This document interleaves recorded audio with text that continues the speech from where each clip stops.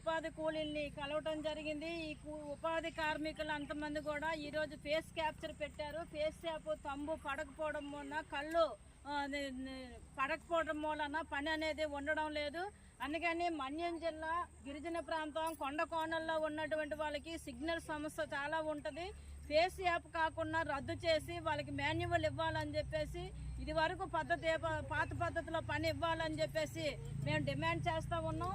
ఇక్కడికి వచ్చినటువంటి మహిళలు అంతమంది కూడా ఆ రోజు గడవకే ఈ ఉపాధి పనికి వస్తున్నారు. చాలా మంది పెద్దవాళ్ళు కూడా ఉన్నారు. పెద్దవాళ్ళు ఈరోజు వస్తుంది ఏంటంటే మందులకైనా వస్తుంది కొంత ఈ డబ్బులు అని చెప్పేసి పెరిగిన ధరలను తట్టుకోలేక, కుటుంబ అవసరాలను తట్టుకోలేక, వ్యవసాయం గిట్టుబాటు లేక పండించినటువంటి పంటలు ఇక్కడ ఉన్నటువంటి చాలా మందిలో ఉన్న మహిళలు కానీ టమాటా, జొన్న ఇవన్నీ పండించినటువంటి వాళ్ళు ఉన్నారు. పత్తి, వీటికి ఏటి గిట్టుబాటు రావటం లేదు. పైగా ఉపాధి పనికి వద్దామంటే ఉపాధి పని కూడా ఎలా తీసేద్దామనే ప్రభుత్వం ఈరోజు ప్లాన్ చేస్తుంది.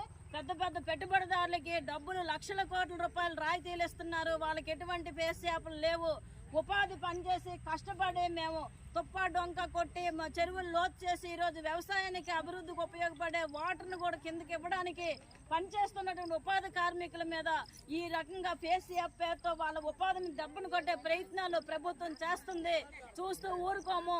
ఈరోజు సిపిఎం పార్టీ కానీ, వ్యవసాయ కార్మిక సంఘం, ప్రజా సంఘాలుగా ప్రజలందరూ కదిలి ఈ ప్రభుత్వం మీద ఒత్తిడి తీసుకొచ్చి ఫేస్ యాప్ రద్దయ్యే వరకు పోరాటం చేస్తామని రేపు 8వ తేదీన మా బుధవారం ఉదయం 10 గంటలకి కొమరాడ మండల కేంద్రంలో జరిగే ధర్నాకు ఉపాధి హామీ కార్మికులందరూ హాజరవ్వాలని మీ ద్వారా విజ్ఞప్తి చేస్తున్నాం.